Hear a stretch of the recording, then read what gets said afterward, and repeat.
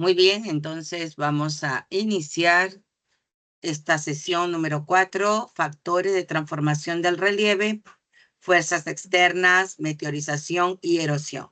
En la clase pasada, ustedes pues han estudiado todo lo relacionado con la geodinámica interna, ¿no? Esta geodinámica ha dado origen a ciertos relieves, por ejemplo, como las cordilleras, ¿no?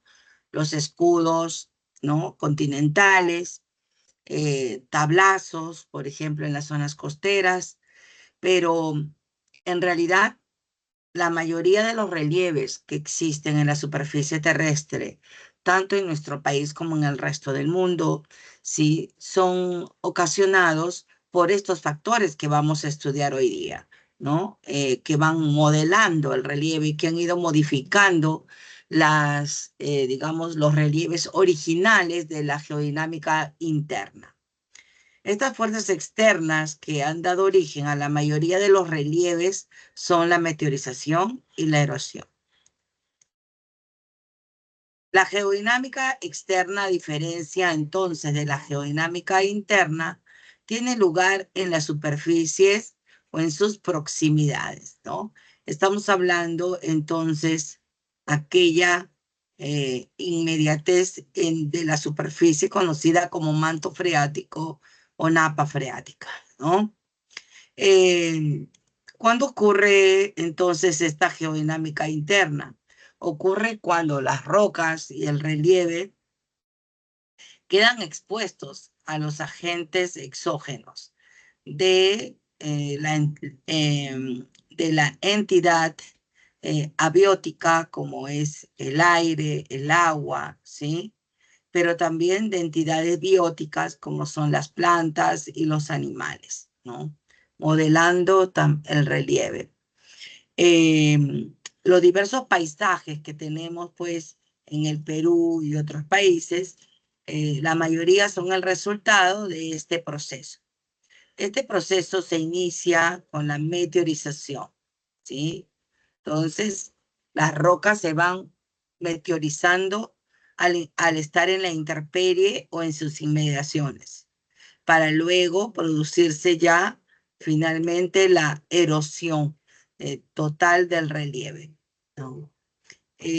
Vamos entonces a ir estudiando estos dos procesos, digamos, uno a uno. ¿En qué consiste la meteorización? ¿Sí? La roca está en su lugar. Esta se conoce como in situ, ¿no? Está en su lugar. Esta roca, como ustedes ven, ha sufrido un corte como de cebolla, ¿sí? ¿Por qué entonces la roca se ha partido en dos? Sí. En cambio, esta roca, vemos que pedacitos de ella han ido desapareciendo. Y además tiene huequitos, ¿no? ¿Qué le ha pasado a la roca? ¿Sí? ¿Por qué está perdiendo así pedazos de ella y está cambiando de color? La roca se está meteorizando y hay dos formas de meteorización, la física o mecánica y la química. Entonces, la meteorización no es más que una roca, un proceso en el cual destruye la roca, ¿sí? La va destruyendo y la va descomponiendo poco a poco, ¿sí?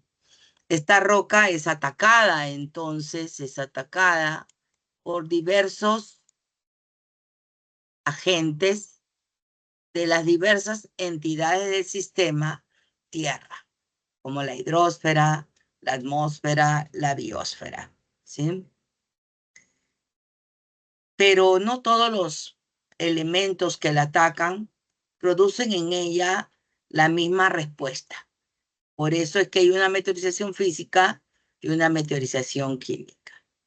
Estos dos procesos van a ser muy intensos o menos intensos dependiendo del tipo de clima en que se encuentre la roca, ¿sí?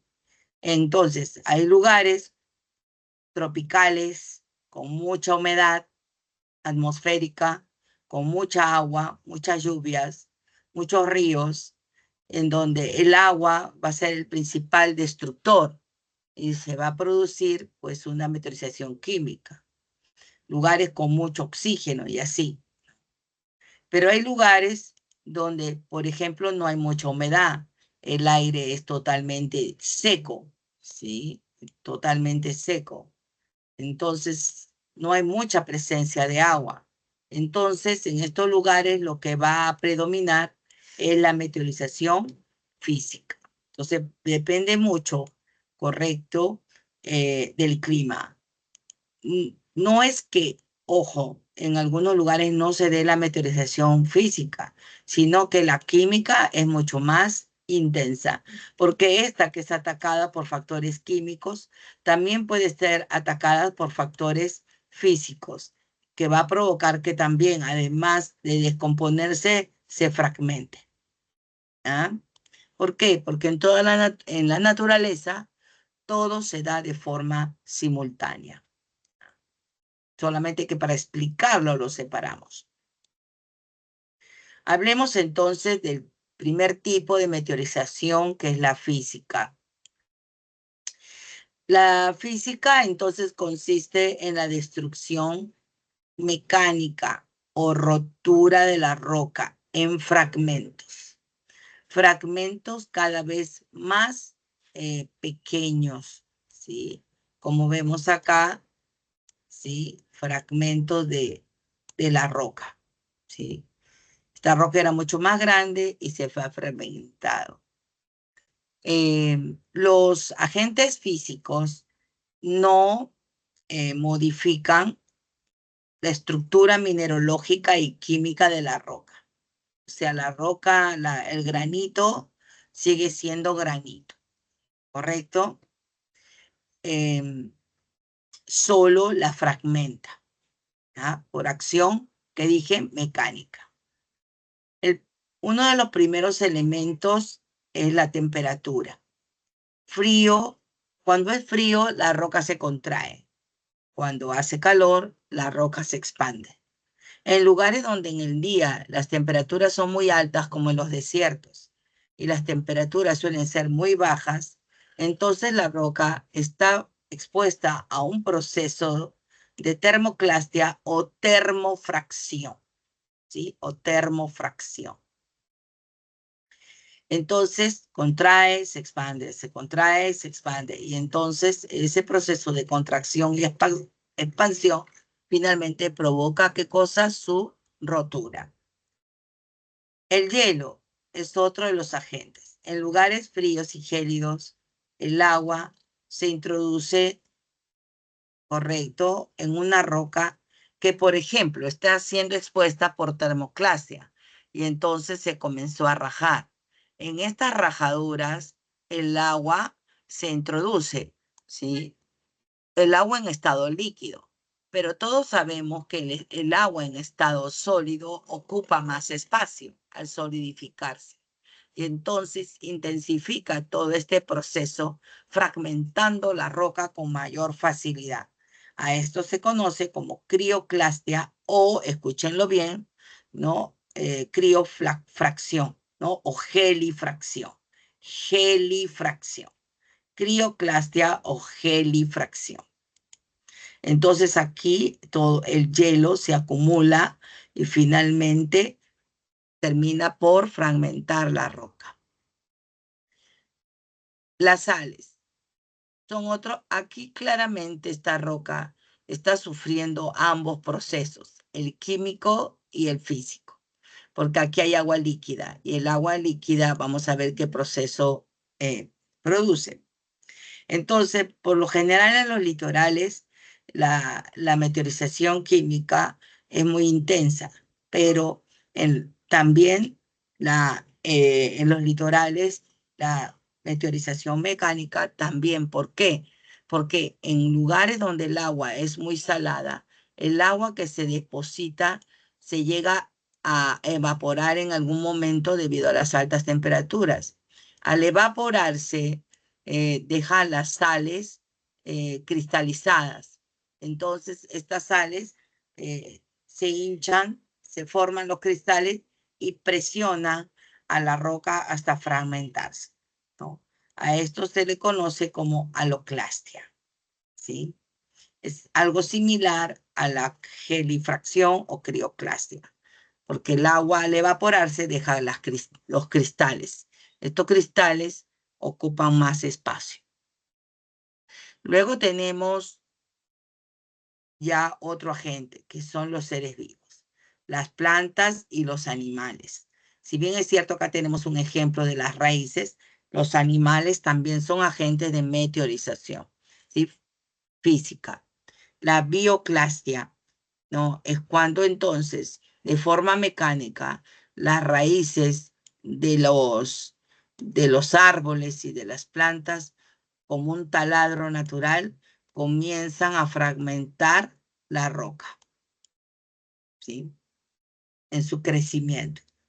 Entonces la roca va a ser destruida, fragmentada, porque el término es fragmentado, ¿no?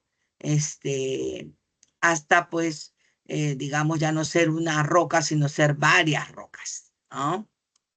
Muy bien, esta es la meteorización física, que no afecta entonces y que no modifica la estructura mineralógica de la roca. Y tenemos la meteorización química.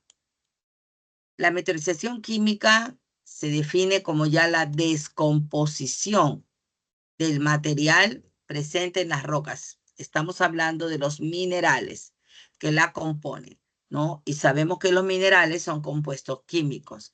Entonces la roca va a ser destruida, ¿no? Químicamente, finalmente, ¿sí? Y se va transformando, se va alterando. Una roca que comienza a descomponerse pierde cohesión, ¿no? Pierde dureza, cambia de color, ¿no? Entonces, deja de ser granito, ¿no? Entonces pasa a ser por eso es que hay rocas metamórficas, ¿no? Ustedes han escuchado hablar de las rocas metamórficas, ¿no? Pasan a ser otro tipo de rocas, ¿no? Sedimentarias por precipitación química, por ejemplo, etcétera. ¿Cuáles son los agentes que intervienen en una meteorización química? El más importante de todos, en todo el planeta, el agua. El agua produce varios procesos químicos, pero el más conocido, el más intenso, el que se da en todo el planeta, es ¿cuál creen ustedes? Comienza con D. ¿Cuál es el proceso químico más intenso, más común que se da, que produce el agua? A ver en el chat, ¿cómo se llama ese proceso químico en las rocas? No es hidrólisis. Hidrólisis, para que se produzca la hidrólisis, las rocas tienen que tener una particularidad. Pero, ¿cuál es el más común? A ver, averigüen y pongan en el chat.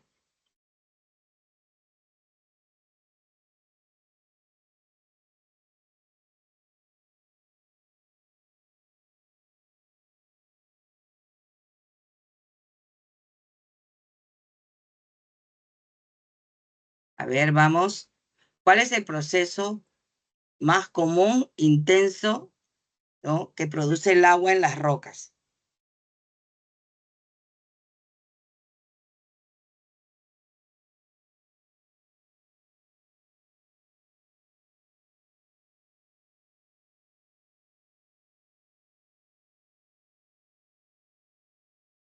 ¿Están o no están?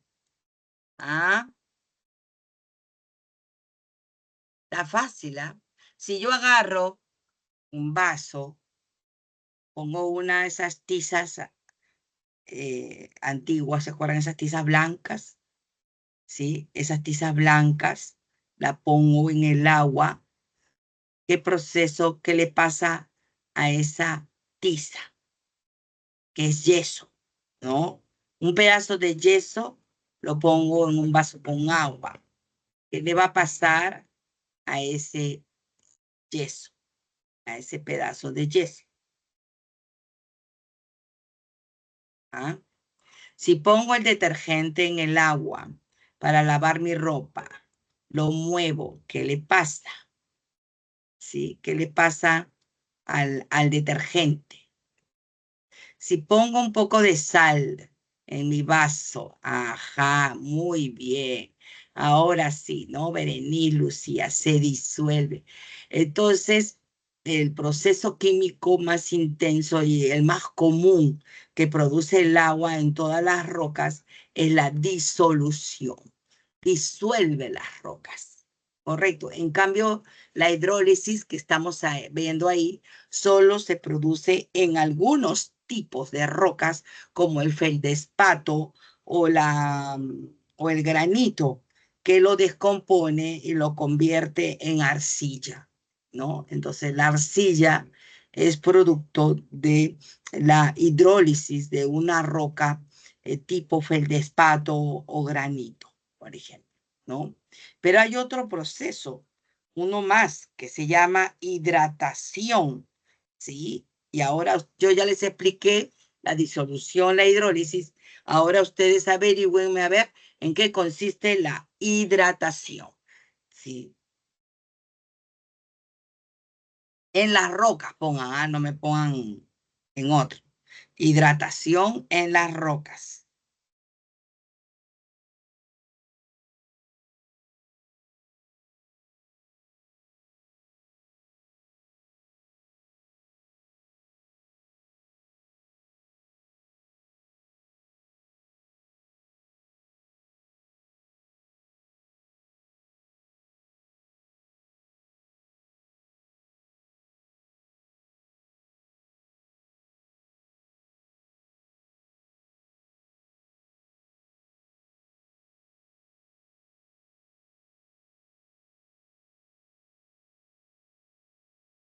La incorporación de agua, ya, pero en las rocas, por eso decía, pongan en internet la hidratación en las rocas, ¿no?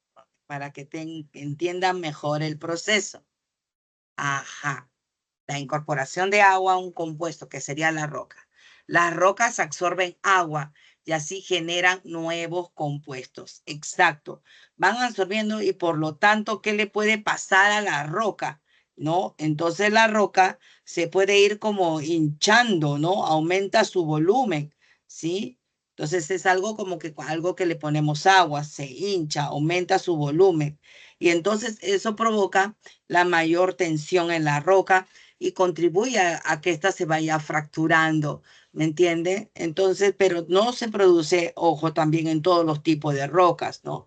Hay rocas que no reaccionan de esa manera o que es muy difícil que absorban, ¿sí? Entonces, básicamente son rocas cristalinas como los silicatos, los que están expuestos, por ejemplo, a la hidratación, ¿no? Entonces, tenemos el agua, ¿no? El agua disuelve, el agua produce que las rocas, algunas rocas como los silicatos, se hidraten y se hinchen.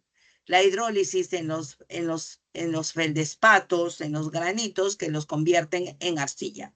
¿Correcto? Muy bien. Y tenemos ahora el proceso de carbonatación. ¿En qué consiste la carbonatación de las rocas? ¿No? Básicamente, ¿quién interviene? Interviene el dióxido de carbono, ¿sí? Esta es un proceso donde también los minerales de algunas rocas reaccionan a este compuesto, ¿sí?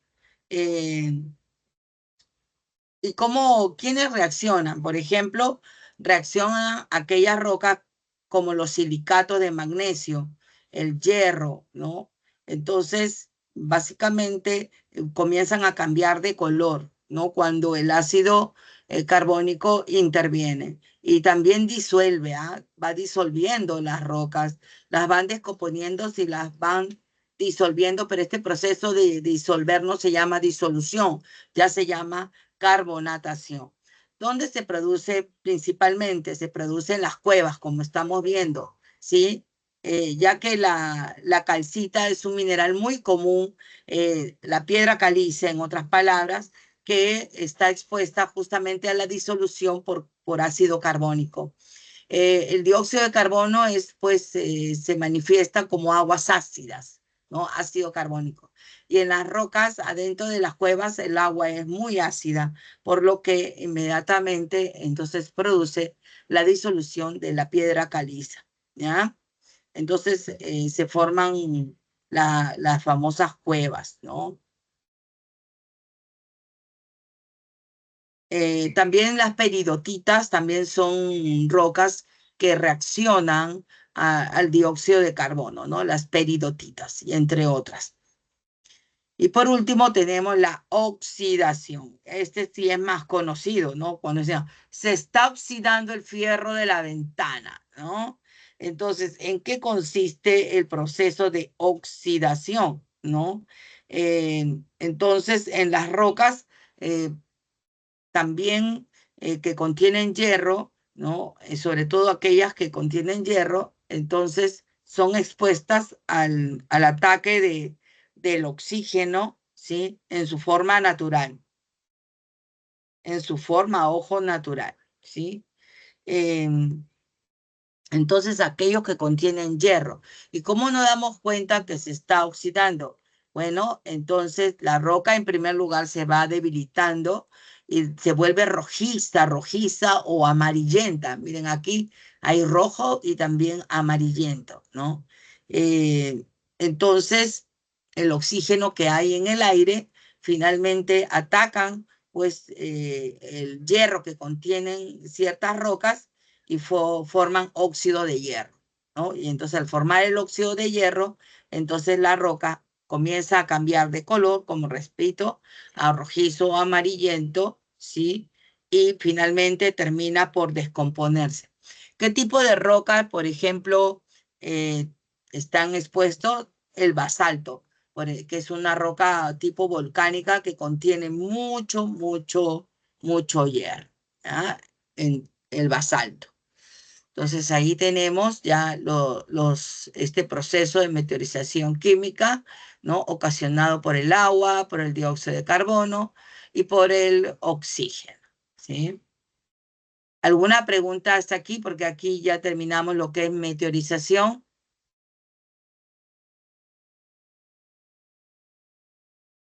¿Alguna preguntita?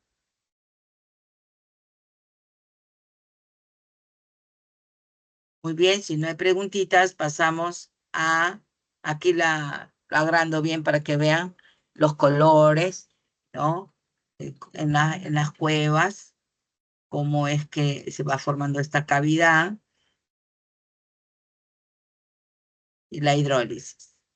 Listo. Ahora pasamos a la erosión. Cuando ya hablamos de erosión, hablamos de erosión cuando las rocas que han sido meteorizadas son arrancadas de su lugar de origen para luego trasladarlo y depositarlo en otro lugar. De esa manera, la erosión va modificando las diversas formas del relieve creadas por la geodinámica interna. En este proceso erosivo intervienen los ríos, las olas, los vientos, los glaciares, las lluvias y aquí falta uno, las aguas kársticas, las aguas kársticas o aguas subterráneas.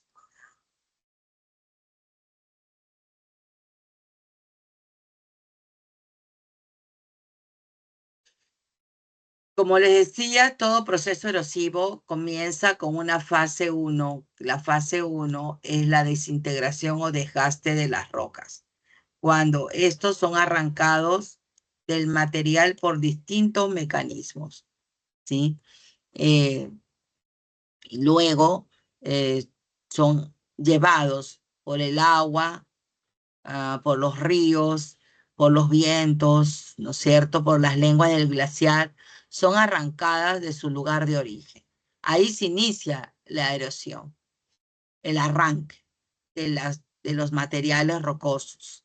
Luego son transportados, el transporte o acarreo. que consiste en el desplazamiento de los materiales erosionados. Debo aclarar que en este proceso los cantos rodados siguen siendo atacados químicamente por el agua, que acuérdense que es el principal digamos, agente. Entonces aquí se sigue produciendo, ¿no? La roca se sigue meteorizando, pero también al ser golpeado los cantos rodados continúa el desgaste, ¿no? Entonces la roca continúa siendo desgastada eh, por el proceso del río, ¿no? Entonces hay un ataque, digamos, sistemático y simultáneo de todos los agentes en este proceso del transporte. Y entonces lo va sedimentando, ¿no? Lo va sedimentando. Una roca que era enorme, al ser golpeada y de ser trasladada, golpeado, se va partiendo, se va fragmentando también, ¿no es cierto? Todo el material. Pero además el agua sigue atacando de forma química, ¿correcto? Entonces, en esta fase de transporte continúa el proceso erosivo, quiero que entienda, ¿no? Todo el proceso hasta transformar lo que eran las rocas en sedimentos, ¿no? En sedimentos que se van acumulando, ¿sí? Que se van acumulando. A este proceso se le llama sedimentación o depósito, ¿ya? Y se forman las famosas cuencas sedimentarias, ¿no? Eh, Estas de aquí son terrazas, por ejemplo, ¿no? Ahora, ¿dónde termina este proceso erosivo? Este proceso erosivo termina con lo que estamos viendo. Esto ya parece, está compacto, es decir, los sedimentos se han litificado. A eso se conoce como diagénesis. Ya, aquí termina todo en la diagénesis. La diagénesis es un proceso final en el cual los sedimentos finalmente se litifican para dar origen a rocas sedimentarias, nuevas rocas sedimentarias y nuevos relieves. ¿Sí? Debido a la presión, los sedimentos que están más abajo, correcto, se van compactando, ¿ya? Produciéndose, ¿qué cosa? La diagénesis. Génesis, ¿ya? Entonces, sé que es la fase final. Estos términos que nosotros estamos usando también, digamos, se vinculan a cada una de las etapas, ¿no? Desintegración o desgaste, pero también, ojo, denudación también es correcto, ¿ah? Si ustedes escuchan la denudación, ¿en qué fase ocurre la denudación? En la U. También hay otro término que se usa que se llama degradación. Degradación, ¿sí? Degradación, denudación, ¿ya? Sedimentación, depósito, agradación. Agradación, ¿ya? Agradación. También, depositación. Es más fácil acordarse, pero agradación de repente no, ¿ya? Entonces, con otros nombres también son conocidas cada una de estas fases, anótenlo, porque de repente pueden venir en las preguntas con estos términos que no los ven en la separata o en este PPT, ¿sí? El proceso de erosión da paso a la formación de relieves. Estos relieves, hay relieves que se forman en la fase 1, como estas morrenas, o eh, relieves que se forman por agradación, como estas terrazas, ¿correcto? Veamos cuáles son esos tipos de relieve. La erosión fluvial es el primero de ellos. El río degrada, pero luego en la fase 3 deposita, ¿no? Pero mira, acá aparece degradación, ¿no? Pero no es así. El río ha depositado tanto material, este material se ha ido acumulando, correcto, se ha ido acumulando en la desembocadura. Acá sí se nota claramente cómo el material se ha ido acumulando, ¿no? Entonces, este material que se ha ido acumulando aquí provoca finalmente que el río, ¿sí? El río se ramifique. Entonces el río se ramifica, se ve obligado a ramificarse debido a la acumulación de sedimentos. Y así es como se forma una delta. Una delta no se forma por degradación. Podría parecer, pero no. Se forma por acumulación de sedimentos, ¿sí? En la parte de la desembocadura. ¿Ya? Estos sedimentos obligan al río a ramificarse y se forma una delta. ¿Ya? Y la delta por eso es por agradación. ¿Qué cosa quiere decir? Por depósito, ¿sí? Por depósito. En cambio, acá vemos un cañón, el Gran Cañón del Colorado. Sí, claramente vemos que hay acá una oxidación, ¿no? De las rocas, toditas rojas, ¿no? Rojo y amarillo. Todito se está oxidando. Debe ser basalto, ¿ya? Y se produce la degradación o desgaste, ¿no es cierto? Desgaste, ¿ya? Entonces el río va desgastando el relieve hasta formar una garganta profunda que se llama cañón. Es así como entonces se produce la erosión fluvial, ¿no? Tanto en la fase 1 como en la fase 3, pero ojo, aquí vemos que el río está transportando. No se olviden que en la fase de transporte también continúa el desgaste. ¿Sí? Bien, la pregunta es, ¿qué otros relieves se forman por degradación fluvial? A ver, leamos la separata. Ahora trabajamos con la separata, ¿sí? Que la tienen a la mano y me escriben qué otros relieves se forman por degradación nada más fluvial. A ver, por degradación fluvial. Busquen, busquen.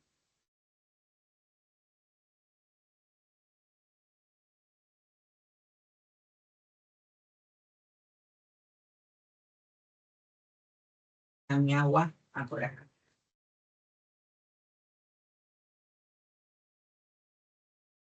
Vamos colocando qué otros relieves están en la separata.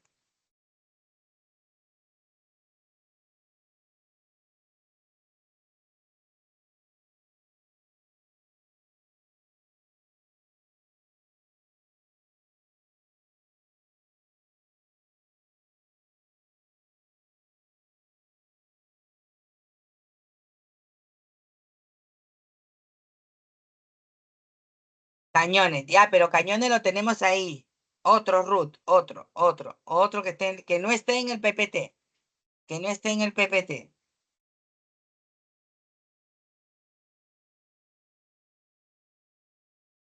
Cataratas, ahora sí, muy bien. ¿Qué más? ¿Qué más? ¿Qué más? Por degradación. Ya. ¿Qué más? A ver, vamos. Ah, no. Por degradación, por degradación. Los pongos. Meandros, muy bien. Muy bien. Los meandros. ¿Qué más? Falta, falta. No, marmita no. Marmita es por glaciar. Ajá, los valles en B. Muy bien. Los valles en B. ¿Sí? Los valles en B, ¿no? Entre dos montañas, el río, entonces, forma, ay caracho, forma un valle en B. Y el río está acá. Y entonces es un valle, en la sierra hay mucho de esto, ¿no? El río está acá y forma un valle en B. Muy bien, ¿no? En la selva, los meandros, ¿no es cierto? Muy bien. Pongo es un cañón también, pero de menor profundidad, ¿sí? Las cataratas, ¿sí? Las cataratas, el agua va cayendo, ¿no? Muy bien. Ahora, por agradación, a ver, por agradación, ustedes mismos, vamos colocando por agradación.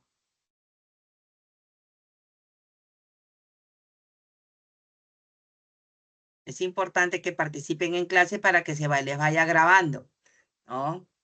Muy bien, las terrazas, ¿no? Que hemos visto en la anterior, en la anterior hoja del PPT. Las deltas que estamos viendo. Otro, nuevo. Alguien por ahí colocó algo que era por agradación, que lo vuelva a colocar. Muy bien, los conos de eyección. Exacto, también, ojo, se le conoce como, anoten, abanico fluvial. Abanico fluvial. Entonces, arriba, el río cuando desgasta forma valles en B. Acá arriba por degradación, ¿correcto?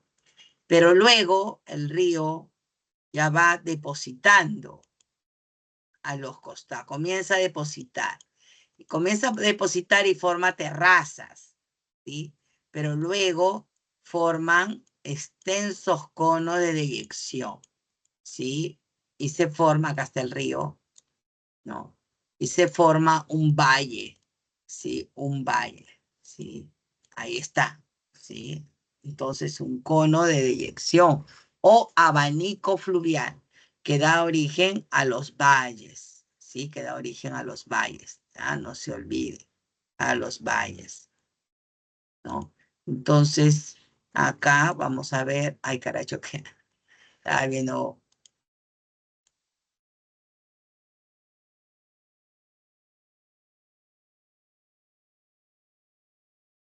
sí, sí, que quiero abrir otra ventana acá, ya. Miren, ¿ah?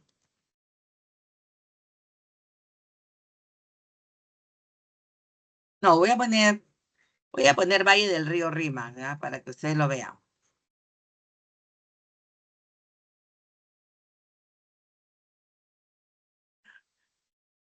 Vista aérea voy a poner, ¿ya?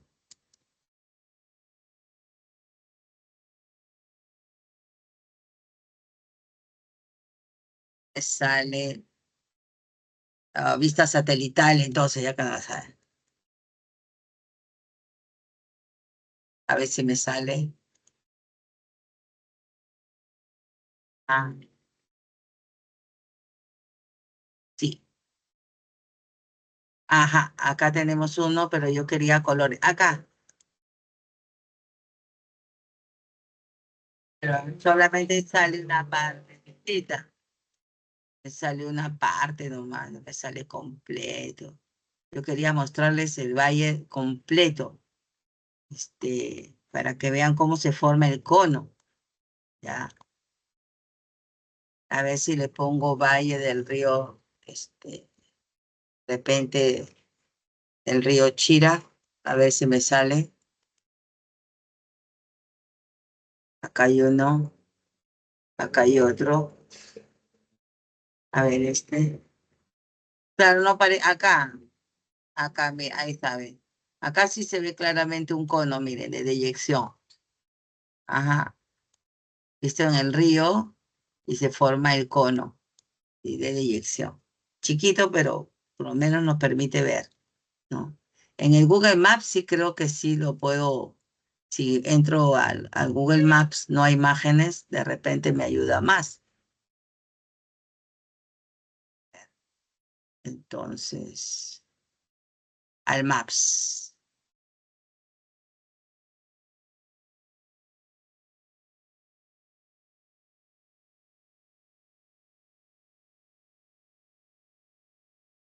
Ah, ahí está. Ahora sí, miren, excelente. Miren acá, ¿no? Todita la parte del cono de eyección. Acá hay otro río que se chilló, ¿ya? Pero miren, ¿sí? Cómo se forma el cono. Y entonces acá forma un valle en B, clarito se ve los valles en B acá. Y aquí cómo, entonces finalmente se forma el abanico, ¿ya? Bien, listo. Entonces todos los valles de la costa peruana son abanicos, conos de deyección que forman los ríos de la vertiente del Pacífico. ¿Ya? Muy bien. Ahora seguimos. Ahora, ¿dónde están ustedes? Acá, seguimos ahora. Muy bien, pasamos ahora a la erosión eólica. Bien, la erosión eólica.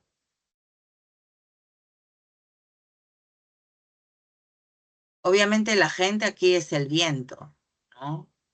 Y produce un proceso que se llama abrasión eólica, donde los vientos corren por debajo, al ras de la superficie, y atacan a la roca en la parte inferior. Y esta roca entonces se va modelando, ¿no? Como ven, se está fragmentando, acá se ha caído un pedazo, ¿no? Pero si ustedes observan, la roca también está siendo meteorizada, ¿no? Por eso yo le decía, todo se da de forma que es simultánea, ¿no?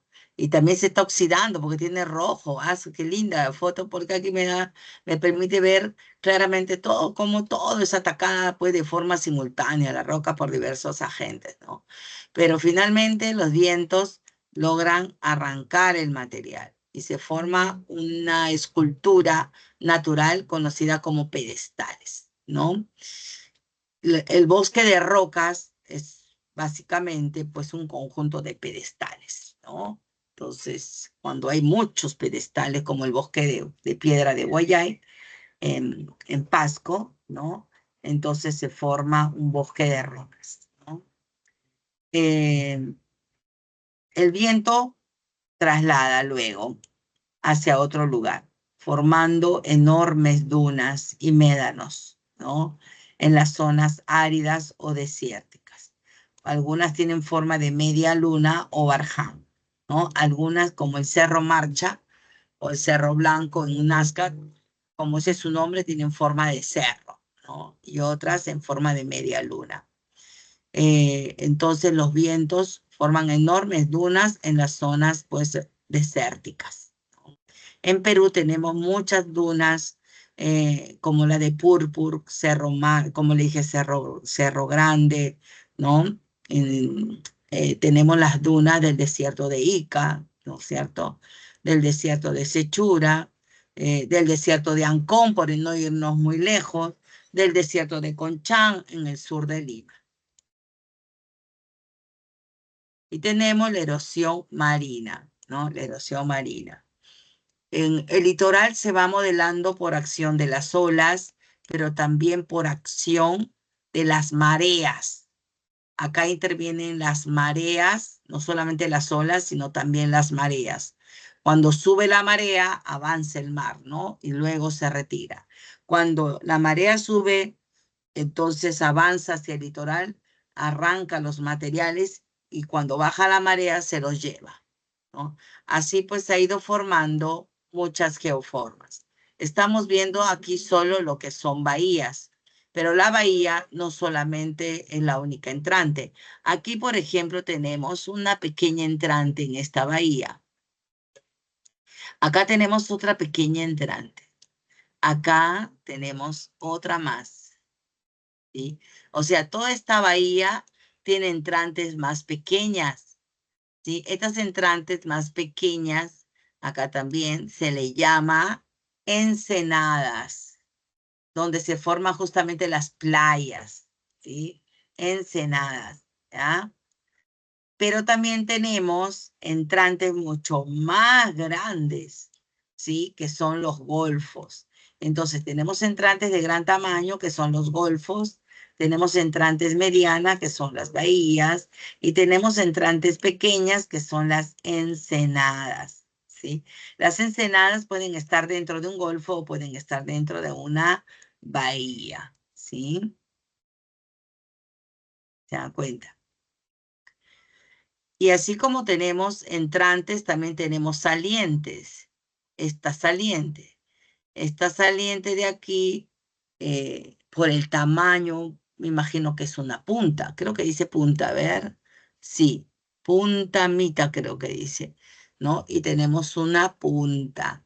Pero también hay salientes muy pequeñas. Estas salientes muy pequeñas se le llama cabos. ¿Sí? Cabos. pero hay otras salientes que son muy grandes. Y a ver, esta saliente es muy conocida, ¿sí? Esta es, ¿cómo se llama? A ver, en el chat, es muy conocida en Europa, ¿sí? ¿Cuál es? Que tiene forma de bota. ¿Cómo se llama esa península? Acaba de fallecer el Papa, ¿no? Le doy la pista. ¿Cómo se llama esa Francia. península? Claro, es Italia, pero como península, ¿cómo se llama? ¿Sí? Península itálica, ¿no? La península itálica, exacto, muy bien, Sofía, ¿no? ¿Dónde está Grecia? A ver, ¿cómo se llama esa península donde está el país de Grecia?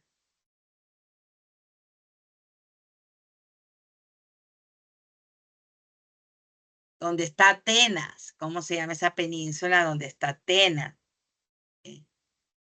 A ver, ¿en qué península está Atenas? ¿Y cómo se llama esta península donde está todo Grecia?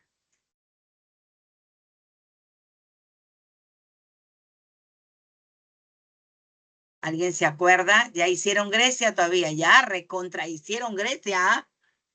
¿Ya hicieron Grecia? ¿O todavía? ¿Cómo se llama la península donde se encuentra el país de Grecia?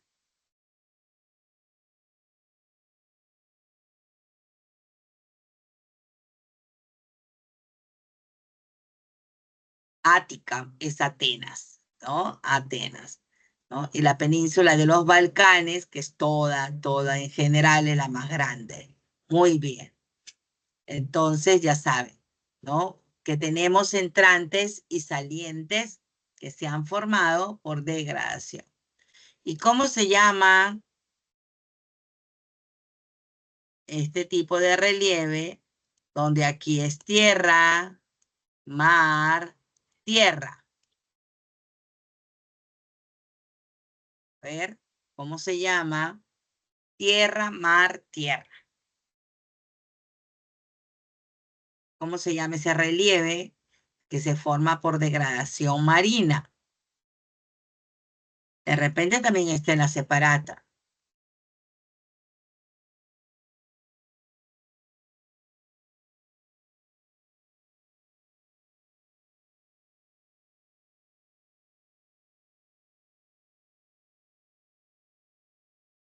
Nada.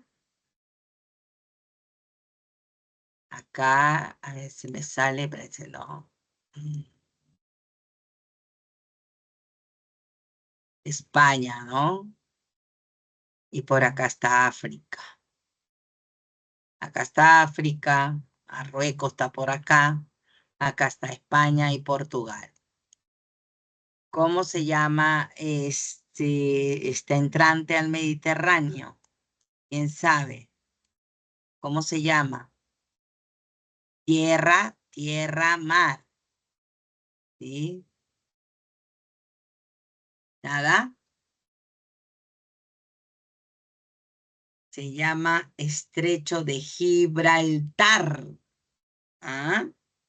Entonces, los estrechos son pasos de mar entre dos tierras angostos, ¿sí? Y uno de los más famosos, pues es el estrecho de Gibraltar, ¿no? Entonces, que tienes que entrar para poder ingresar al mar Mediterráneo, ¿no? Bien, eso con relación a esta degradación marina.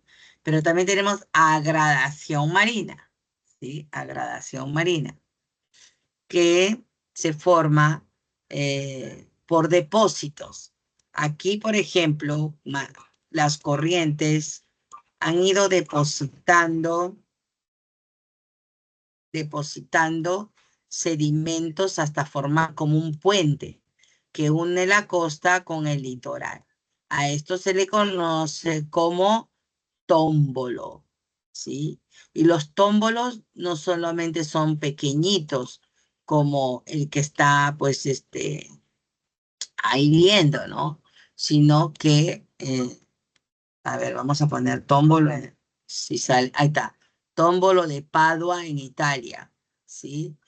Vamos a ver, no se nota, se nota el centro.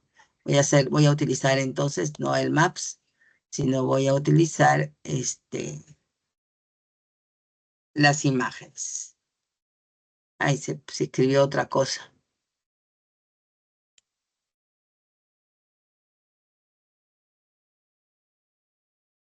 Ahí. Hay diversos tipos de tómbolos, pero este de aquí son pequeños. Miren este donde la gente va caminando, miren. ¿Ah? Pero miren este es más grande. Acá, sí, más ancho, ¿ya? Más ancho. Pero hay tómbolos donde hay hasta ciudades. Estaba buscando, mire, acá, sí, acá, miren, aeropuertos, ciudades, ¿se dan cuenta? Tómbolo de Peñiscola, miren acá, ahí está.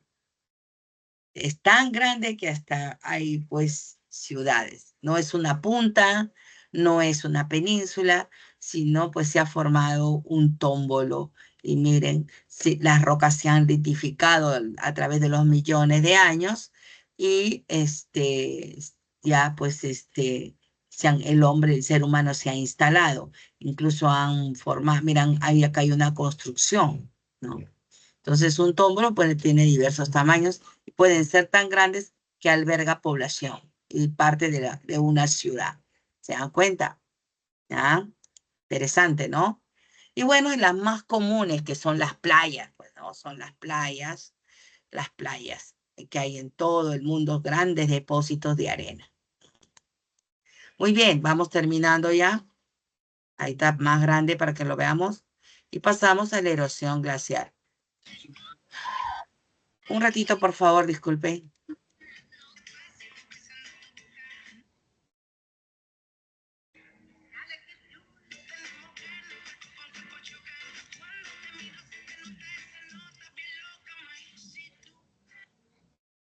Todo esto lo presenciaría Betina, quien por temor a...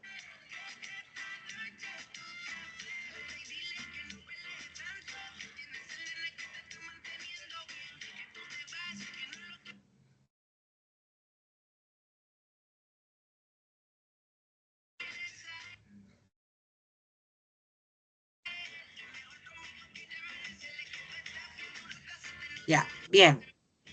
Continuamos, disculpen la interrupción. Y tenemos la erosión glaciar, ¿no? Aquí tenemos pues ya, miren, antiguamente, o sea, hace millones de años, cuando el clima todavía, pues imagínense en la época de la glaciación de Wisconsin, ¿ya? La última, donde todo se cubría de nieve, ¿sí? Entonces, los glaciares, las lenguas de los glaciares, pues llegaban hasta las partes inferiores, ¿no? Como aquí pues se puede ver, ¿no? Que llega hasta las partes inferiores. Y entonces han ido modelando también el relieve, formando diversos paisajes. Uno de los más hermosos son los valles en U. Aquí no se luce, ¿no? En esta imagen no se luce. Yo les voy a enseñar por ejemplo, en Noruega, en Finlandia, ¿no? En Escocia. Ahí los valles en U son hermosos porque ahí está, son verdes, vegetación. Mire, mire, ahí, ¿sí? A ver, presentadas están siendo atendidas. ¿quién tiene prendido un micrófono? Mismo, venimos.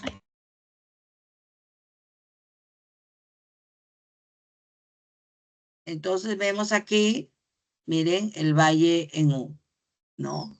Acá ya no hay glaciares, sí, ya no hay glaciares, pero eso pues ocurrió hace millones de años en la época de las glaciaciones, ¿no? En Perú tenemos, sí, en las partes altas, ¿no? También de la región andina, pues tenemos valles en U, ¿ya? Bien. ¿Y qué más tenemos? Abras, ¿no? Acá está el Abra es esta, acá está el Valle en U, pero acá se vemos el Abra. El Abra más famosa que tenemos es el Abra de Anticona, ¿no? Igual, la lengua del glacial ha erosionado tanto hasta que ha construido un paso, porque el Abra es un paso, ¿no? Es un paso que permite entonces, que nos ha permitido al hombre construir carreteras para poder trasladarnos de una región a otra. Entonces tenemos los valles en U, y tenemos las abras, por ejemplo, ¿ya? También tenemos magníficos, excelentes, son fascinantes, que son los fiordos, que no está ahí en la separata, pero que son, ¿qué cosa? Son golfos de origen glaciar.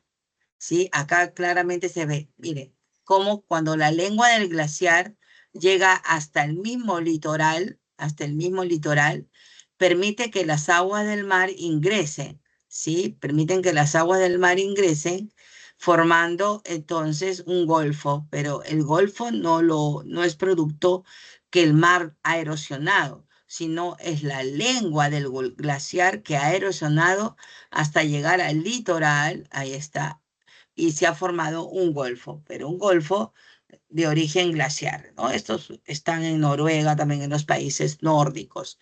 Tenemos en Argentina, también en Chile, en las tierras fueguinas, en el Parque Nacional de los Glaciares, pues tenemos estas formaciones llamadas fiordos, ¿sí? Y por último, ahora tenemos ya por agradación glaciar, vamos terminando, las morrenas, ¿no? Las morrenas, que son depósitos de sedimentos, de detritos que se van depositando en las partes finales de los glaciares, cuando ya llega hacia abajo, ¿no? El conjunto de morrenas, el conjunto de morrenas que forman ya como si fueran pues pequeños cerros, se conoce como drumlins, ¿no? Los drumlins. Bien, y por último ya vamos a ver, faltan dos, la erosión kárstica, que son las más fascinantes, ¿no? Entonces, la erosión kárstica se produce cuando las rocas, las aguas ácidas, que son muy carbonatadas, primero van meteorizando hasta luego provocar, digamos, el desgaste del relieve total hasta formar una cueva.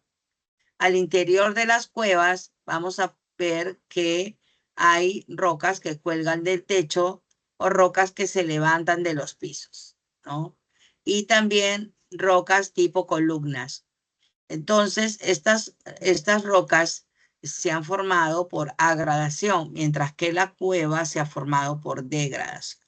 Así tenemos estalactitas, que las que cuelgan del techo, estalagmitas, que son las que se levantan del piso, y los estalagnatos, que se forman cuando se juntan las estalactitas. Miren aquí, ya falta un pedacito para que se junten, ¿no? Una estalactita con una estalagmita y se formará un estalagnato. Estos son depósitos. ¿Cómo se forman? Por goteo, porque las aguas subterráneas eh, comienzan a gotear y van dejando sedimentos, y cuando el agua, las gotas llegan aquí, todos los sedimentos que contienen se van acumulando. Sí, así es como se forman estas formaciones kársticas. Y por último, tenemos ya la erosión pluvial, ¿no? La erosión pluvial también se produce en las dos fases, en la fase 1 y en la fase 3, ¿no? Las gotas de lluvias pueden ser muy intensas, que golpean los relieves hasta formar como gargantas o surcos, ¿sí? Estos surcos son propios de lugares muy lluviosos, ¿sí? Ahora, todo este material cárcavas o surcos que, que van, digamos, desgastándose, se van por gravedad, se van deslizando hacia las partes inferiores. Y acá vemos claramente, ¿no? Hasta formar depósitos coluviales. Son abanicos, como forma de abanicos, ¿se dan cuenta? Pero los depósitos no son por los ríos, ¿no? Sino son depósitos eh, que por acción de las lluvias y del agua de las lluvias se han ido pues acumulando en las partes inferiores. Muy bien, ahora sí, hemos terminado ya geografía. Si hubiera alguna pregunta que deseen hacer, ¿sí? Este es el momento. No, las islas. Las islas son antiguas cordilleras que se han ido hundiendo, ¿sí? Se han ido hundiendo por avance del mar o por el crecimiento de otro proceso orogénico, por ejemplo. Nosotros, antes de la cordillera de los Andes, teníamos una cordillera que se llamaba Antigua Cordillera de la Costa, ¿sí? Y obviamente, como su nombre lo dice, estaba en toda la costa del Perú, ¿ya? Entonces, esta cordillera estaba en la costa. Pero ¿qué pasó? Se comenzó a levantar los Andes. Al levantarse los Andes, esta parte se comienza a hundir. Entonces hay una se levanta y la otra baja, ¿sí? Levantamiento, hundimiento. Entonces, gran parte de esta cordillera se encuentra debajo del mar y son nuestra isla San Lorenzo, por ejemplo, ¿no? Entonces, las islas Ballestas, ¿sí? Entonces, son parte de una antigua cordillera que se ha hundido. Otro proceso es por una cordillera que se ha ido levantando submarina y que ha salido a la superficie, ¿no? Y se forma como si fuera una isla, ¿no? Coralina, volcánica. Hay también islas coralinas. Los orígenes de las islas son diversos, ¿no? Son diversos. Pero ojo, qué bueno que preguntas, porque tenemos islas fluviales. Está bien que tenemos islas fluviales y entonces es por depositación fluvial, ¿no? Entonces, si yo, por ejemplo, pongo, miren, la isla Santa Rosa en el Amazonas. Ya está. Vamos a ver si sale algo. Ajá, ahí está, ¿no? Hay islas acá, esta, excelente. ¿Dónde está la toma? Acá. Ya no sé, ahí de la República. Vamos a ver la imagen. ¿Está más grande? No. ¿Dónde está? Se desapareció. Bueno, pero aquí vemos, miren. Sí, esta es la isla Santa Rosa. Este es esta de aquí. Allá sé a dónde lo voy a buscar. En el Google. Ya me tapó esto. Voy a dejar de compartir. Que me tapa esta barra. Y no lo puedo mover, esta barrita. La puedo bajar. Acá lo voy a buscar.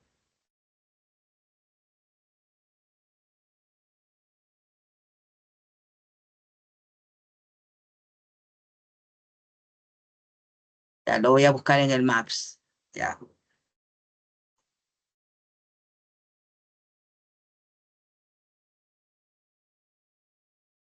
No, sí, la Santa Rosa, pero no me sale Quitos.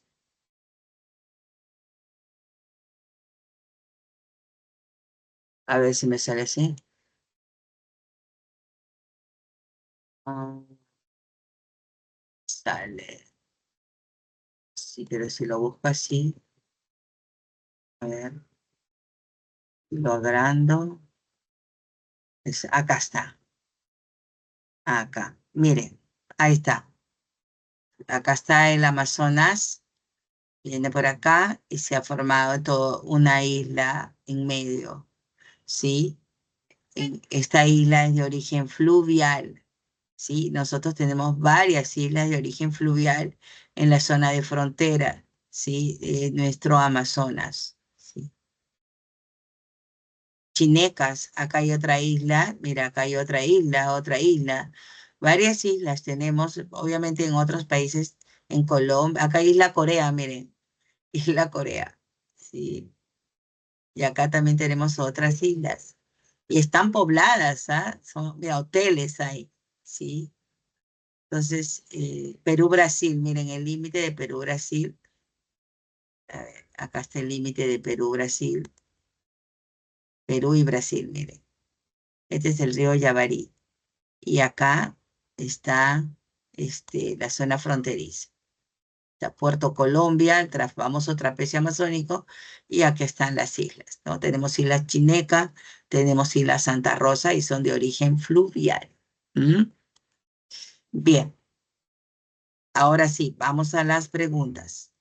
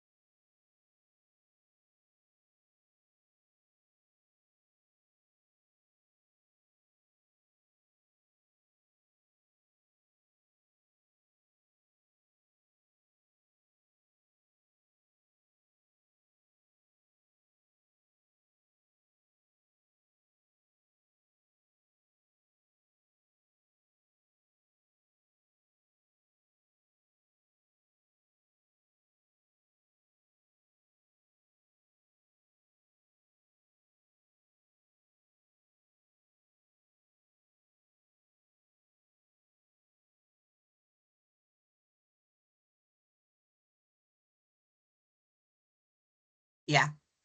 Les decía que la humedad no es un agente de meteorización física, sino un agente de meteorización química, el agua.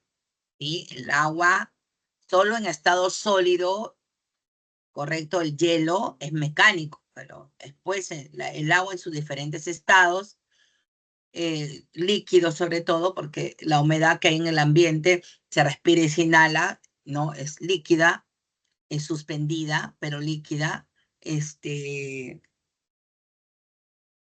descompone, ¿ya? Y aquí estamos hablando de fracturas, estamos hablando de una meteorización mecánica, ¿correcto? De una meteorización mecánica. Por lo tanto, es falsa. El proceso descrito corresponde a meteorización de termoclastía. ¿Por qué termoclastía? O termofracción. ¿Por qué? Porque acá dice diferencia de temperatura entre el día y la noche, ¿sí? Entonces, esta de aquí es verdadera, esta es falsa.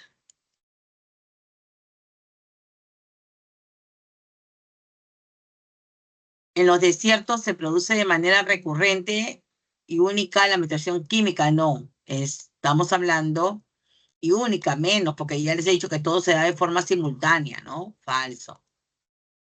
Por la amplitud térmica, ya, la roca llega a cambiar su estructura meteorológica. No, porque acá dice sin cambios en su composición, ya te lo está diciendo arriba. Entonces, falso. Listo.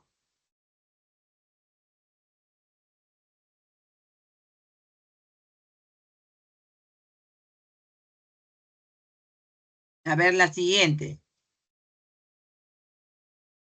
No, esta de acá.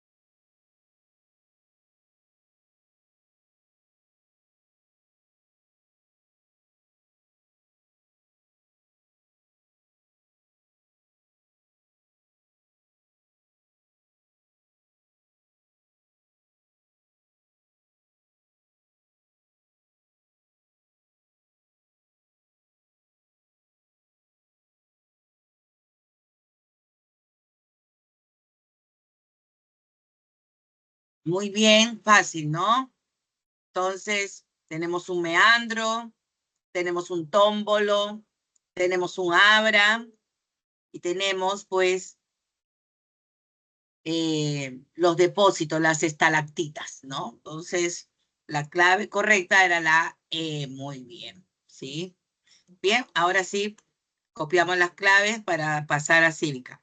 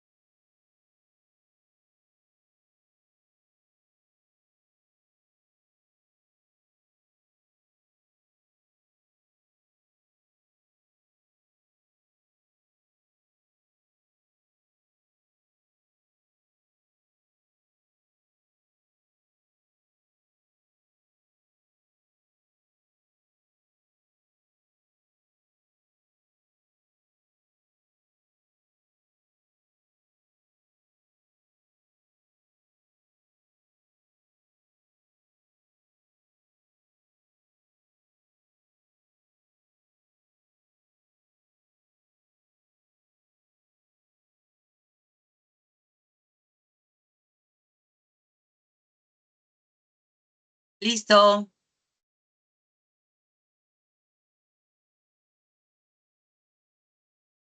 A ver, ¿dónde estamos?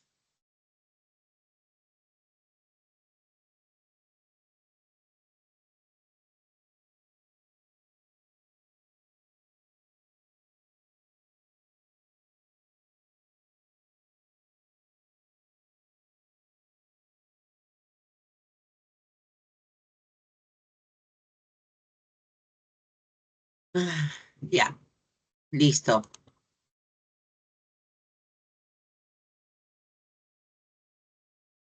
Bien. Hoy en Cívica vamos a desarrollar algunos temas relacionados con la ciudadanía. ¿Ya tengo ciudadanos en el aula? ¿Tengo ciudadanos? A ver, ¿o no tengo? Uy, Qué difícil es cantar. ¿qué pasó?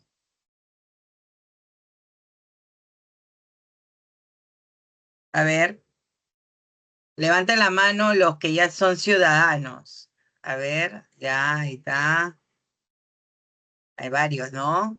Sí, muy bien. Ya, tenemos varios ciudadanos. ¿Sí? Ajá. Y los demás son futuros ciudadanos o ciudadanos de goce. En cambio, ustedes, los que ya han levantado la mano, son ciudadanos en ejercicio. ¿Qué diferencia hay entre un ciudadano de goce y un ciudadano en ejercicio? Vamos a ver.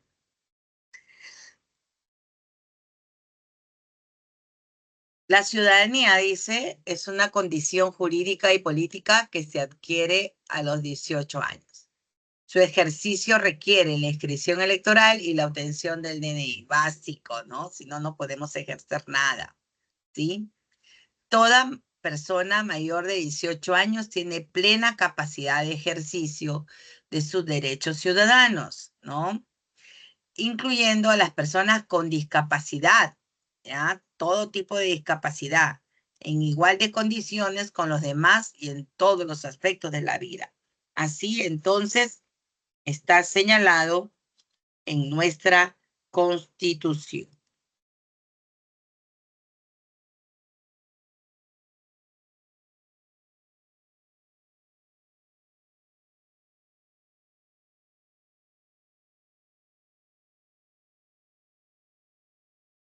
Entonces,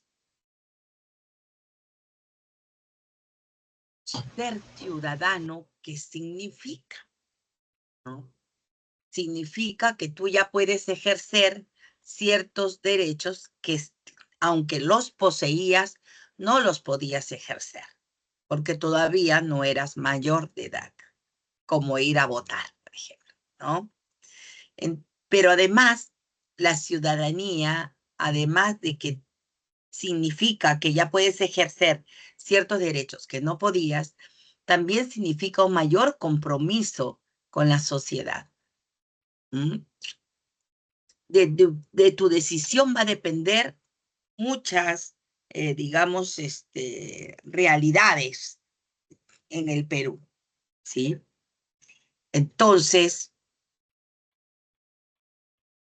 tú vas a poder participar en referéndum, en revocatorias, en procesos de remociones. Puedes presentar un proyecto de ley junto con otros ciudadanos, solicitar que se rindan cuentas de lo que se viene haciendo los alcaldes, etcétera. Entonces, la ciudadanía, ser ciudadano es una condición jurídica y política que te vincula con el Estado, pero que implica además un compromiso, ¿no? Para con el país, ¿no? Y su bienestar. Como le decía, en el aula tengo ciudadanos de goce, pero también tenemos ciudadanos en ejercicio. De acuerdo al Código Civil, sí, la capacidad de goce se adquiere desde el nacimiento. Por eso te dan tu DNI, ¿sí? Y eres titular de tus derechos. Entonces, tú adquieres ciertos derechos con tu nacimiento, pero no todos los vas a poder ejercer. A eso se llama capacidad de goce. En cambio, ¿sí?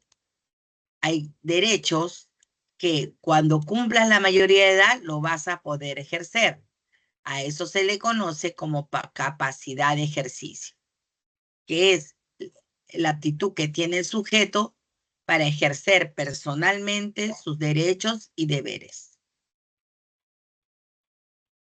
Personalmente sus derechos y deberes.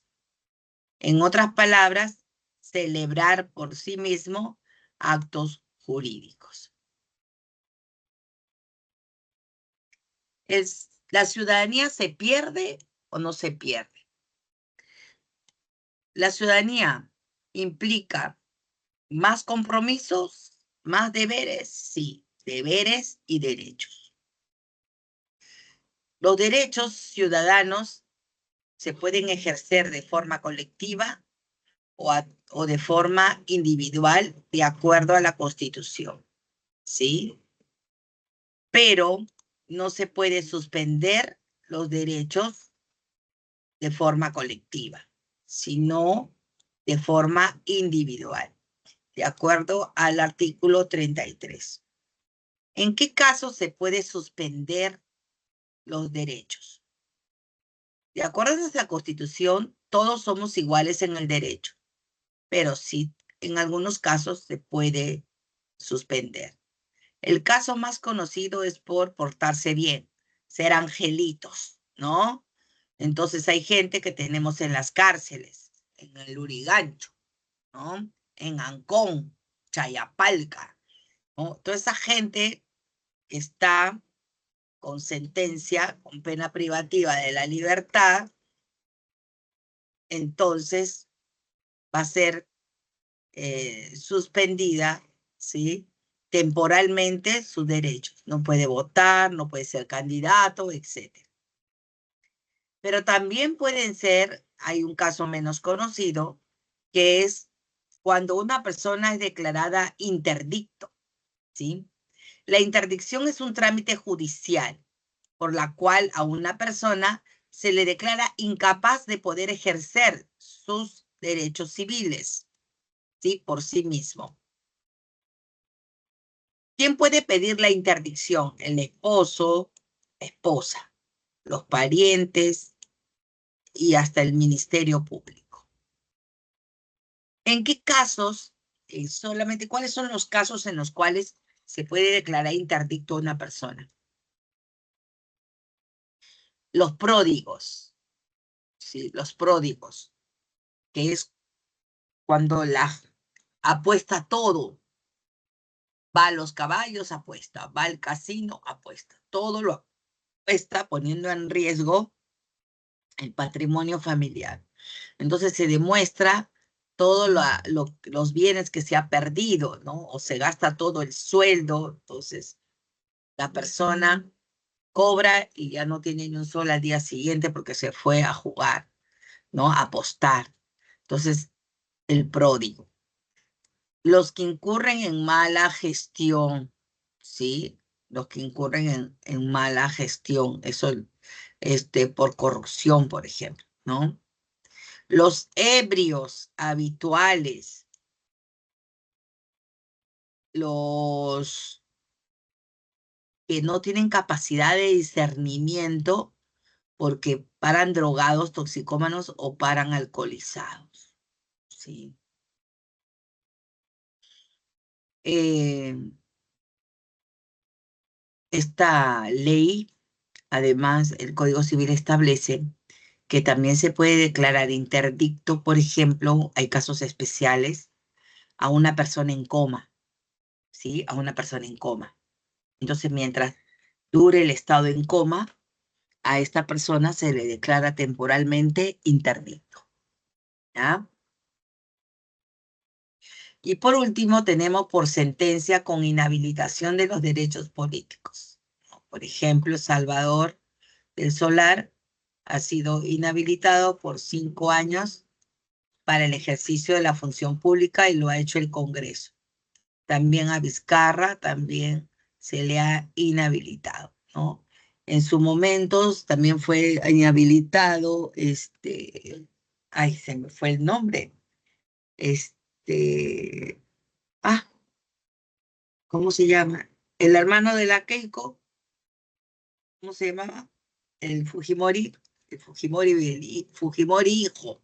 ¿Cómo se llama? Kenji, ¿no? Así ya me acordé. El Kenji, sí, él también fue inhabilitado, ¿no? Entonces ahí cuando cometen delitos de carácter político, ¿no? En el ejercicio de la función pública, entonces el Congreso puede inhabilitar, ¿no? Aunque también pueden ser declarados interdictos por un juez por otras causales, como hemos visto. ¿Ah? Muy bien. ¿Y los deberes? ¿Cuáles son los deberes? Ajá, como les dije, ser ciudadano no solamente significa tener derechos, sino que además, pues, tener deberes, ¿no? Entre ellos, honrar a la patria y proteger los intereses nacionales, contribuir con su desarrollo, pagar los tributos, defender la Constitución y las leyes, sufragar en los procesos electorales, ¿no? Y otras consultas. El caso particular en el Perú, el hecho de sufragar en el Perú es un derecho, pero también es un deber. Así está tipificado en esta Constitución. Pero, por ejemplo, en Chile solo es derecho. En los Estados Unidos también solo es derecho, pero no es deber. Pero acá en el país sí, no solamente es un derecho, sino también es un deber y tenemos la obligación de ir, si no nos multa, ¿no? Por no ir a votar. Bien, los ciudadanos tenemos varios derechos, ¿no? Y entre ellos tenemos los derechos de participación ciudadana, ¿sí? Pero también tenemos derechos de control ciudadano, ¿sí? Eh, Dentro de los mecanismos de participación o derechos de participación ciudadanos está elegir y también ser elegido, opinar sobre asuntos públicos, colaborar en las decisiones para mejorar las condiciones de la comunidad, vigilar y controlar la buena marcha de la gestión pública, pronunciarse en referéndum, presentar iniciativas legislativas, ¿no? Todos estos que acabo de mencionar son de participación ciudadana, pero hay otros, ojo, que son de control ciudadano, que es diferente. ¿Ah? Entre los derechos de participación ciudadana que acabo de mencionar, obviamente el más importante es el derecho al voto. Nosotros tenemos derecho a votar, pero nuestra Constitución señala que el derecho es personal, igual, libre, secreto, pero obligatorio. Por lo tanto, además de un derecho, se convierte, acabamos de decirlo hace un momento, en deber. Es un deber ¿hasta qué edad? Hasta los 70. Entonces, todos los peruanos estamos obligados a ir a votar hasta los 70 años. Más allá, pues ya es facultativo.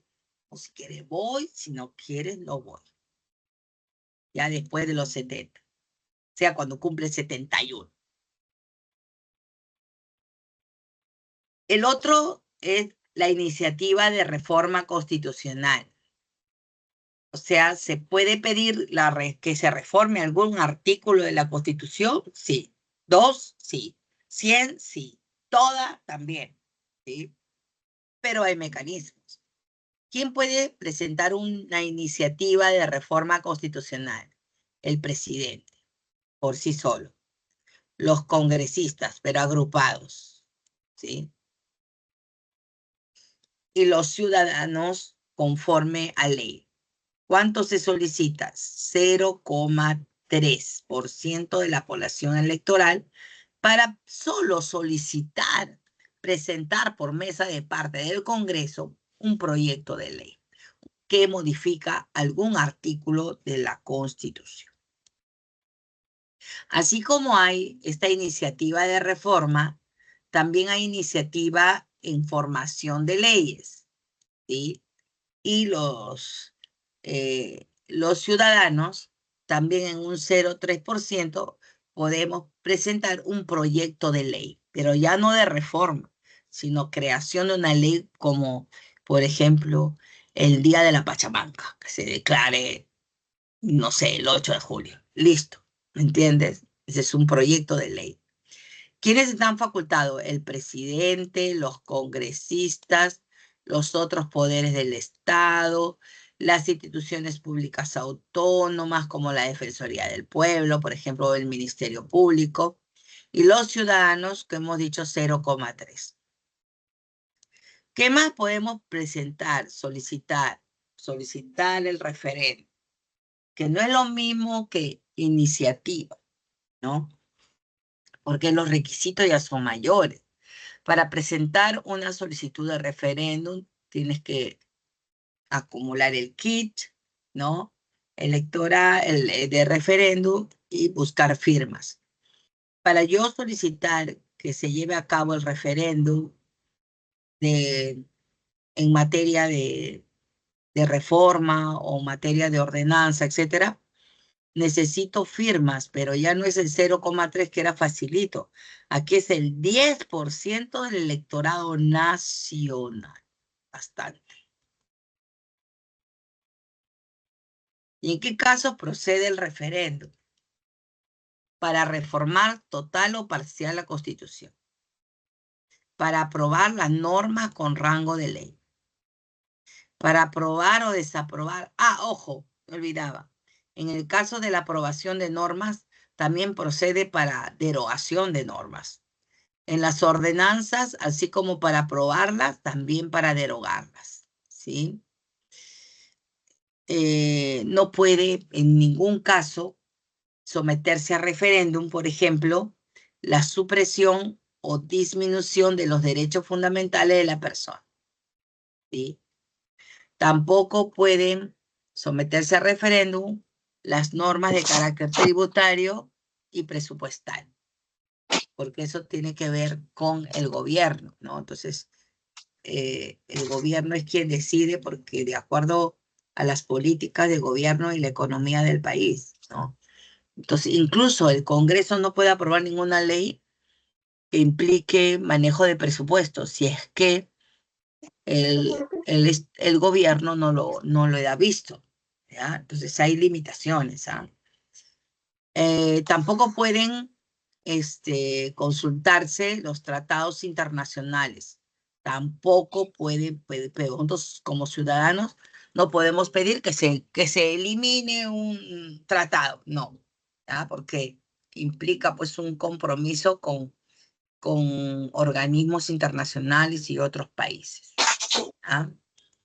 Bien, antes de esta ley, la reforma, cuando uno solicita, a ver, ese micrófono, está prendido un micrófono. Cuando, micrófono, por favor. ¿Pueden chequear todos que tengan su micrófono apagado? Porque hay una persona que tiene prendido. Bien, yo les decía que antes de esta ley se llevó a cabo un referéndum, ¿no? Convocado por el presidente de la República, ¿sí? Y pues ahí fue cuando se le quitó la inmunidad a los congresistas, se quitó la reelección y se rechazó la bicameralidad, ¿no?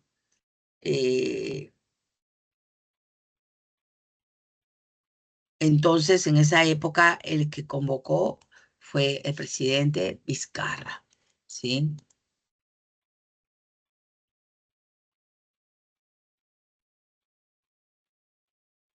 Ahora, además de los derechos de participación ciudadana, nosotros tenemos los derechos de control ciudadano. Y esto ya tiene que ver con el funcionamiento del Estado, ¿sí? Y uno de los derechos con los cuales nosotros gozamos es el de revocar autoridades. Pero qué bueno fuera que pudiéramos revocar a congresistas, ministros. No, solamente podemos revocar a quienes, a las autoridades locales y regionales, gobernador, alcalde, regidor, consejero, ¿sí? Y también a los jueces de paz que provienen de elección, que provienen de la elección popular, ¿sí? Para lo cual solo se necesita eh, para solicitar la revocatoria el 25% del electorado local. Luego tenemos la remoción, que es diferente, es directa. Cuando se logra que el 50% del electorado local solicite la remoción de la autoridad, automáticamente esta es removida. En cambio, en la revocatoria, cuando el 25% del electorado local solicita la revocatoria, pues hay otra fase en la cual todos tienen que ir a pronunciarse. En cambio, esta es directa, ¿ya? Esta es directa. Procede para funcionarios designados por una autoridad superior, como por ejemplo en un centro médico, el director del centro médico de un pueblo. Y tenemos la demanda de rendición de cuentas, ¿no? Esta procede cuando un alcalde, por ejemplo, está haciendo una obra, la obra se demora mucho y se ha gastado millones de millones. Entonces, el pueblo puede solicitar al Jurado Nacional de Elecciones que el alcalde explique, para lo cual nosotros presentamos un balotario de preguntas, ¿sí? Puede ser de 60 preguntas para que él conteste y cada respuesta tiene que estar sustentada y fundamentada. ¿En qué viene gastando el dinero de la obra? ¿Entienden? Entonces, eso se conoce como rendición de cuentas. Y finalmente hay otras formas de participación ciudadana. Una de ellas es el presupuesto participativo. Importante porque la población participa, ¿no? O sea, el alcalde, el gobernador regional o los gobernadores, perdón, los alcaldes provinciales y distritales convocan a la población para que también participen en la elaboración del presupuesto del siguiente año, en donde la población puede presentar pequeños planes sustentados del por qué se necesita que dentro del presupuesto se incorpore la construcción, por ejemplo, de un puente o de un parque, ¿sí? Entonces, se analiza y se incorpora, ¿sí? La construcción de un nuevo parque o un nuevo puente en el presupuesto del siguiente año. Obviamente no todo el mundo va a ir, ¿no? Si no van los representantes, porque no, cada barrio tiene su presidenta de la junta vecinal, ¿no? Y tenemos la consulta previa, ¿no? Es el derecho de los pueblos a ser consultados de forma previa sobre las medidas legislativas o administrativas que afecten directamente sus derechos colectivos. Entonces, por ejemplo, se va a construir en tierra sayánica una central hidroeléctrica. Como están dentro de las tierras sayánicas, pues se tiene que realizar, el Estado tiene que realizar una consulta que no solamente es un día, sino en realidad son muchos días y a veces duran meses y un año las consultas a las comunidades, porque a veces hay varias comunidades que podrían estar afectadas con el proyecto, ¿sí? Para que se pronuncie. Y tenemos, por último, la consulta vecinal de demarcación territorial.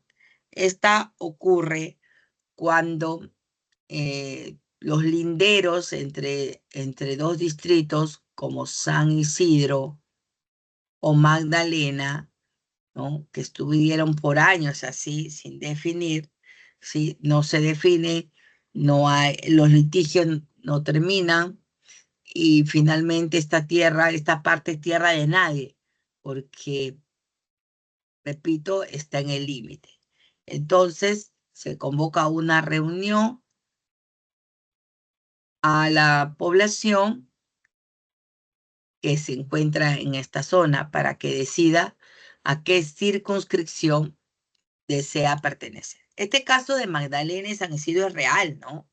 Porque se convocó a esta consulta y los vecinos de San Isidro, de esa zona limítrofe, decidieron pertenecer a San Isidro.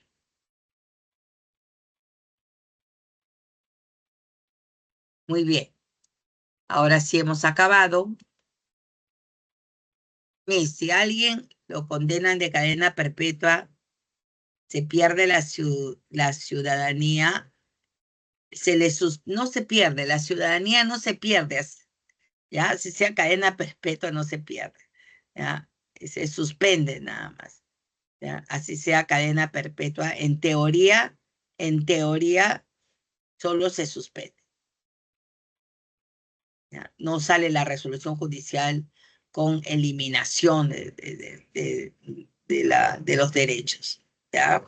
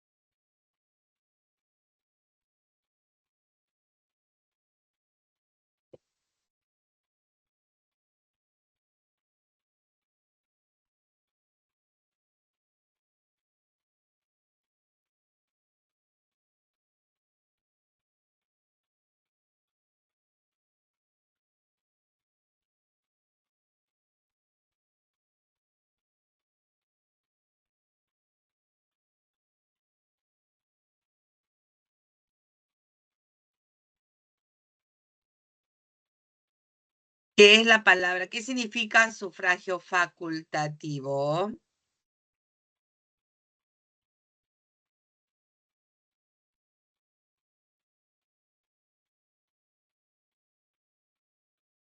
Derecho al voto, profesora. Ya. ¿Pero desde los 18 años es facultativo o es obligatorio? Obligatorio. Obligatorio.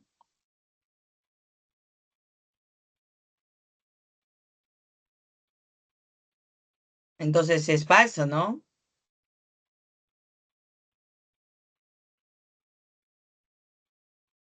Hice una pregunta, ¿es esto a los 70 o 71 años? Como el enunciado es falso, lo han falseado así, pues. Porque es obligatorio desde los 18 hasta los 70 años. Pero esto es un enunciado falso, que han puesto 71.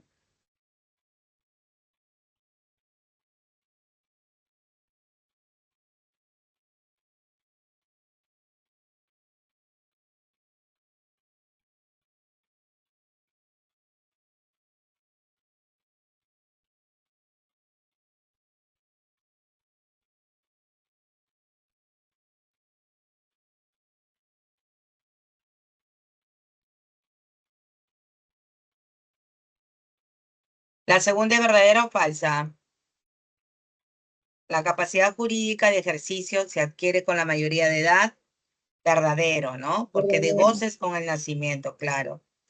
El derecho de todo ciudadano es defender la Constitución y las leyes. ¿Es derecho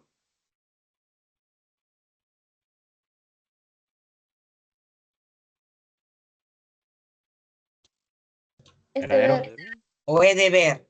Deber. Es deber, exacto. Las personas interdictas pueden ejercer su capacidad jurídica de goce.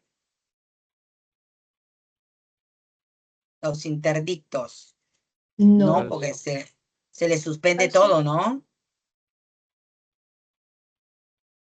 No pueden ejercer. O sí pueden ejercer. No pueden ejercer. Por lo tanto, es falso, ¿cierto? Acá el único enunciado correcto, ¿cuál era? ¿Cuál era la clave entonces, chicos? La C. Así es, la C.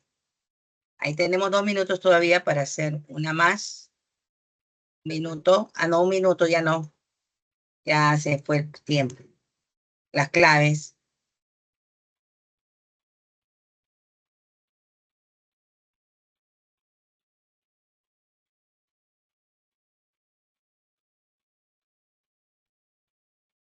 Ahí tenemos la primera la C, la segunda la A, 3D y 4E. Muy bien. Hemos terminado esta sesión. Nos estamos viendo la próxima semana, ¿sí? Vayan repasando porque ya se viene el examen. Faltan 2 semanas nomás creo para el examen. Y es hasta la semana 5, ¿no? Entonces hay que ir repasando todo de a poco, poco a poco. Muy bien, hasta luego, nos estamos viendo.